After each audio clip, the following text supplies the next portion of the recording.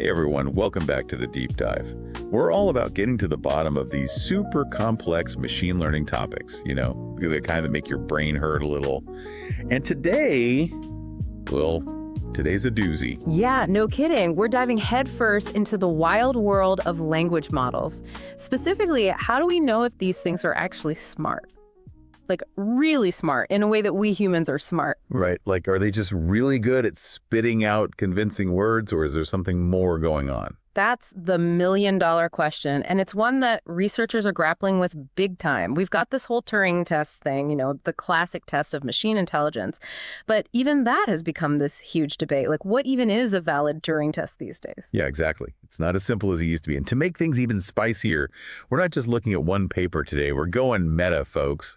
We're talking double-layered academic critique. We've got this paper by Marco Junete, and he's taking aim at another paper, this one by Rappo Eschavaria from just this year. Both of them are talking about ChatGPT-4 and the Turing Test, and let me tell you, they don't exactly see eye to eye. Oh, no, they definitely don't. Eschavaria basically comes out and says, hey, nobody's done a real Turing test on ChatGPT-4 yet, and I'm going to be the one to do it. And spoiler alert, they claim ChatGPT-4 failed. But Junete's like, hold on a second, pump the brakes. He really picks apart Eschavaria's arguments, and that's what we're going to unpack today. Wow. We're going to figure out what Junete's saying. We're going to get into the nitty-gritty of what a meaningful Turing test even looks like these days. And we're going to try to understand what all of this tells us about how we should be evaluating these crazy advanced AI systems. Buckle up, folks. Oh, yeah, it's going to be a wild ride. Okay, so Eschavaria starts off by laying down the law. They say there are 5 essential ingredients for a legit Turing test. Ingredient number 1, got to have 3 players in the game. You've got your interrogator, your human, and of course, your machine. Makes sense so far. What's number 2? Number 2, the interrogator, the one asking the questions, has to be in the know. They have to know that one of the respondents is a machine. No tricking the trickster. Okay, fair enough. Number 3. Number 3, the machine passes the test if the interrogator can't reliably tell who's who. Basically, they should have about a 50-50 chance of guessing correctly. That's that famous 50% threshold we always hear about. Right. So if the machine can fool the interrogator half the time, it passes. Number 4. Number 4, the conversation can't be some quick chit-chat. Got to give it time, at least 5 minutes. You need enough interaction to really get a sense of whether you're talking to a machine or a human. Yeah, a 5-minute deep dive. Makes sense. What's the final ingredient? Last but not least, no relying on expert opinions. You can't just have some AI guru come in and be like, oh yeah, that's definitely a machine. Eschavaria says that's too subjective, too open to bias. So Eschavaria is saying, these are my rules, and if your Turing test doesn't follow them, it's not a real test. Seems pretty strict, right? It does, but Junete isn't buying it. He goes through each of these so-called essential criteria and basically dismantles them one by one. Oh, this is where it gets good. Let's start with that first one, the 3-player rule. Why does Junete have a problem with that? Well, Junete's point is that a lot of the Turing tests that have been done over the years, and we're talking about some of the most respected studies in the field, they haven't actually used this 3-player setup. Really? So how have they been doing it? They've been doing what are called 2-player tests. So you've got your interrogator, and they're either talking to a human or a machine, but not both at the same time. The comparison happens across different conversations, not within the same one. I see. So instead of having the interrogator try to pick out the machine from a lineup, they're basically doing separate interviews and then comparing the responses later. Exactly. And Junete brings up a bunch of studies to back this up. He mentions work by Sajan, French, Janai, Jones, Bergen, all big names in the field. And their point is this 2-player approach is totally valid. It's all about comparing how the machine performs against a human baseline across a bunch of different interactions. Okay, that makes sense. So Junete's saying, hey, just because it doesn't have 3 players in a single conversation doesn't mean it's not a real Turing test. What about that 50% rule? That seems pretty central to the whole idea of the Turing test, right? Yeah, it's definitely a big deal. But Junete points out that this 50% figure is really tied to that specific 3-player scenario. And get this, Turing himself, the OG, back in his 1950 paper, he actually said that if a machine could fool about 30% of human judges after 5 minutes of questioning, that would be a pretty impressive feat. Whoa, really? So the 50% thing isn't some kind of sacred, unbreakable rule? No, not according to Turing. And Junete brings up another interesting point here. It's this idea of a degree of humanness. which researchers like Sagen and French have talked about. Basically, instead of thinking about the Turing test as a strict pass-fail thing, they say we should think about it more like a spectrum. How human-like are the machine's responses? I like that. It's not just black and white, it's shades of gray. Exactly. And Junete argues that we need a criterion that works for both two-player and three-player tests. And he suggests that a good way to do that is to focus on the probabilities. The chance of the machine being wrongly identified as human should be about the same as the chance of the human being correctly identified as human. Okay, so it's all about comparing those probabilities. That seems like a more nuanced and flexible approach than just sticking rigidly to that 50% number. What about that 5-minute rule? Why does Junete take issue with that one? Well, this one's interesting. Junete points out that Turing, in his original paper, he actually intended that 5 minutes as a maximum, not a minimum. Wait, really? So he was saying don't talk for longer than 5 minutes. Yeah, pretty much. He figured that after 5 minutes, the interrogator would have probably made up their mind anyway. And Junete points out that a lot of recent tests, like those by Jones and Bergen, have stuck to this 5-minute maximum idea. So Eschavaria's insistence on a 5-minute minimum is actually going against what Turing had in mind. Yeah, it seems that way. And Junete's point is, if these other studies, like Jones and Bergen's, they meet the other criteria, the interrogator knowing the setup in that 5-minute maximum, then they shouldn't be dismissed as not serious Turing tests just because they don't have a 3-player setup or hit that magic 50% number. Right, so Junete is basically saying that Eschavaria is being way too strict with their definition of a valid Turing test. And that's really undermining their first big argument. But he does say that one study, the one by Geni and their team, it might not be a slam dunk because they only had these really short 2-minute conversations and the roles of the participants weren't super clear. So a bit of a gray area there. But okay, let's move on to Eschavaria's second big claim. They say they conducted a minimally valid Turing test themselves. What was their setup like? All right, so they went with the classic 3-player setup, interrogator, human, machine. But here's the thing, they only did 10 trials. 10? That seems really low, right? Yeah. Especially when you're talking about something as complex as language and intelligence. Yeah, Junete thought so too. He pointed out that even that controversial test with Eugene Guzman back in 2014, that had 30 trials. And more recent studies like the ones we mentioned by Jones and Bergen, they had thousands of interactions. And that human or not game by Geni and their team, they had millions of data points. Millions. Wow. So Eschavaria's 10 trials seem kind of insignificant in comparison. Yeah, and that's Junete's point. He's saying that with such a tiny sample size, it's really hard to say anything definitive about ChatGPT-4's abilities. It's like flipping a coin 5 times and getting 3 heads. You can't really conclude anything meaningful from that. Right. You need way more flips to get a sense of whether the coin is actually fair or not. So Junete is basically saying that Eschavaria's study is statistically underpowered. What else did he have a problem with? Well, another big thing was that Eschavaria only used a single prompt for ChatGPT-4. They basically asked it the same question every time. That seems like a limitation. I mean, we know that these language models can be really sensitive to the way you phrase things. A slightly different prompt could lead to a completely different response. Exactly. And Junete contrasts this with the approach taken by Geni and his team and by Jones and Bergen, where they deliberately experimented with a whole bunch of different prompts to really see what the models could do. So they were trying to get a more well-rounded picture of the model's abilities by throwing different challenges at them. Makes sense. Yeah, and Junete does acknowledge that Eschavaria mentioned tweaking the prompts later on, but he points out that they didn't describe any kind of systematic experimentation. It's like they just threw a few different prompts at the wall and saw what stuck, which kind of goes against their own rule about avoiding offhand speculations, right? Right. A bit of a contradiction there. Okay, so Junete is pretty skeptical of Eschavaria's methodology, to say the least. But now let's get to the heart of the matter. Eschavaria claims that ChatGPT-4 failed their Turing test. What was their reasoning? Okay, so the reasoning goes like this. In 9 out of their 10 trials, the interrogators correctly identified which respondent was the human and which was the machine. Eschavaria then did some math using something called a binomial distribution, and they calculated that the probability of getting this result, if ChatGPT-4 was actually passing the test, meaning it was fooling the interrogators 50% of the time, is super low, less than 1%. So they're saying, look, the odds of getting this result, if ChatGPT-4 was actually human-like, are so tiny that we can pretty much rule that out. It must have failed. That's their argument. And here's the thing, Junete doesn't actually disagree with the math. The binomial distribution calculation, it's fine. The problem is the conclusion they draw from it. Okay, so what's Giunte's issue then? He's saying that you can't just jump from that low probability to saying that ChatGPT-4 definitively failed. We have to consider something called statistical significance. Statistical significance. That's a term we hear a lot in research.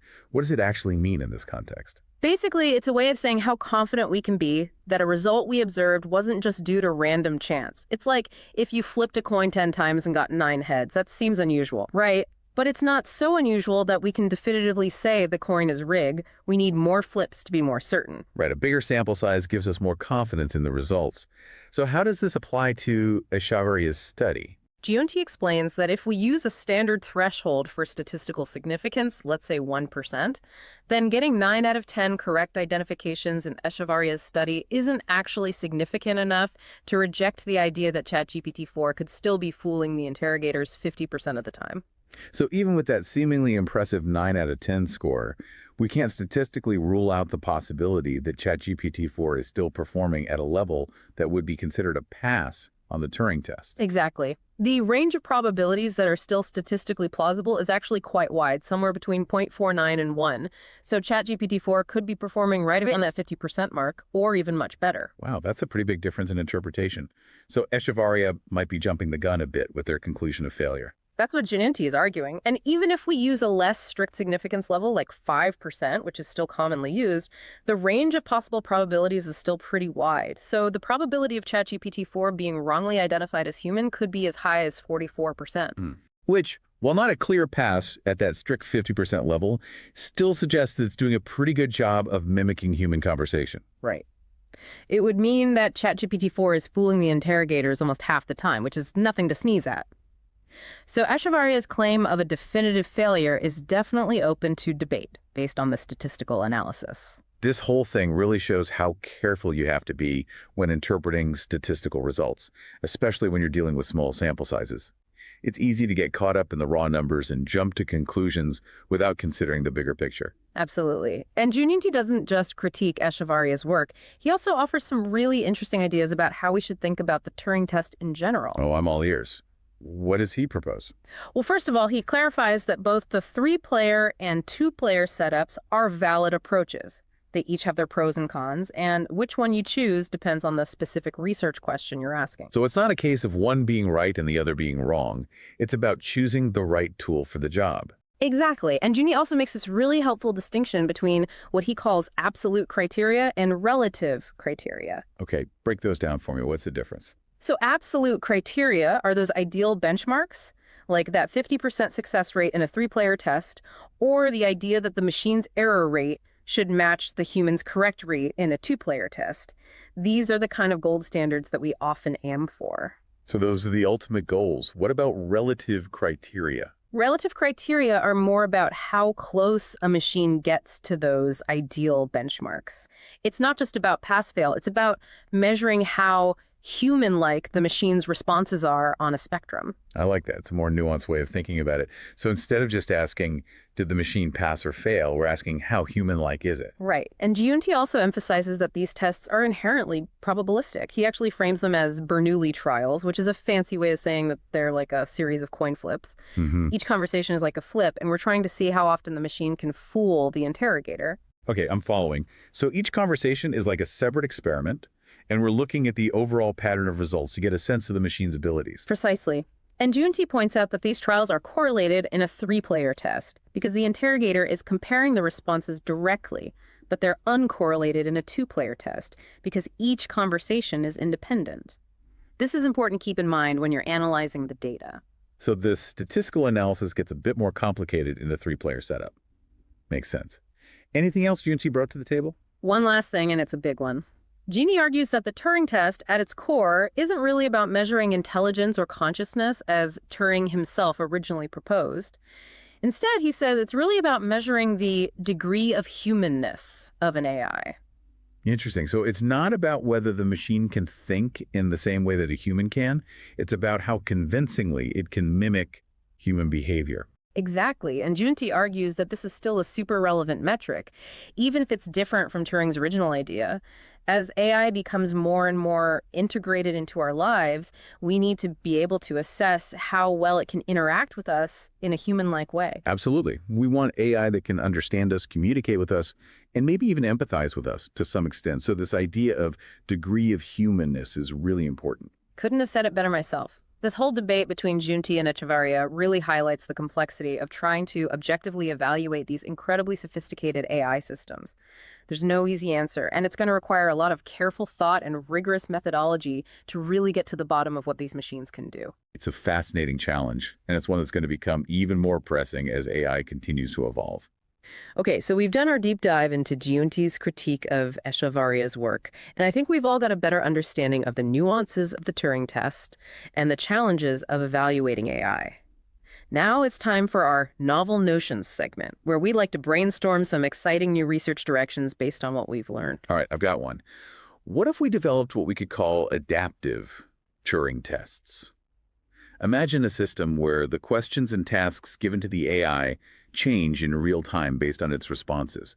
If the AI is doing a really good job of mimicking a human on certain topics, the system could automatically shift gears and probe more complex or nuanced areas. Ooh, a Turing test that learns as it goes. That's pretty cool. Yeah, it would be like a supercharged Turing test. It would allow us to push the boundaries of an AI's abilities and get a much finer-grained understanding of its degree of humanness. And it would help to overcome some of the limitations of those static preset prompts that we talked about earlier. Exactly. To really make this work, we could borrow ideas from adaptive learning technologies and even cognitive science to tailor the challenge to the AI's responses in real time. If we could pull it off, it would be a major step forward in AI evaluation. I love it. What's your second novel notion? This one's a bit out there, but hear me out. We've all heard of the uncanny valley, right?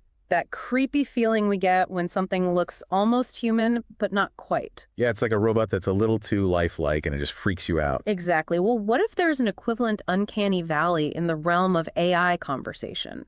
What if an AI gets so good at mimicking human language that it becomes too perfect, too smooth, lacking those little imperfections and hesitations that are so characteristic of natural human speech? I never thought about it that way. So you're saying that an AI that's too flawless might actually raise red flags? It's possible. Maybe those imperfections are actually part of what makes us human, and when an AI tries to erase them completely, it ends up sounding off. Like a robot trying too hard to be human. Precisely. And if that's the case, then maybe those little glitches and stumbles are actually important cues for the interrogator in a Turing test. Maybe they're what helps us distinguish between a truly human-like response and a really sophisticated imitation. That's fascinating. So the research question here would be, what are those specific linguistic patterns that might trigger this uncanny valley effect in text? And then we could design experiments to test whether those patterns actually do make an AI more likely to be identified as a machine. Yeah, and if we could figure that out, it could have huge implications for the development of AI systems that are designed to interact with humans in a natural and believable way. Think about virtual assistants, chatbots, even social robots. Or if we want AI that we can actually connect with, we need to make sure it doesn't fall into that uncanny valley. These are both really thought-provoking ideas, and they build directly on those challenges that Junti highlighted in his analysis of Echevarria's work. It's a reminder that the Turing test, even though it's been around for decades, is still a really valuable tool for exploring the limits of AI and for prompting us to think critically about what it means to be human. And for those of you who want to dive deeper into Junti's arguments, we've got a link to his paper in the show notes. Check it out. Okay, before we wrap things up, I want to leave you with one final provocative thought. As AI continues to advance at this breakneck speed, and as it becomes more and more integrated into our lives, how will our own understanding and definition of humanness itself be shaped and potentially redefined by our interactions with these increasingly sophisticated artificial minds?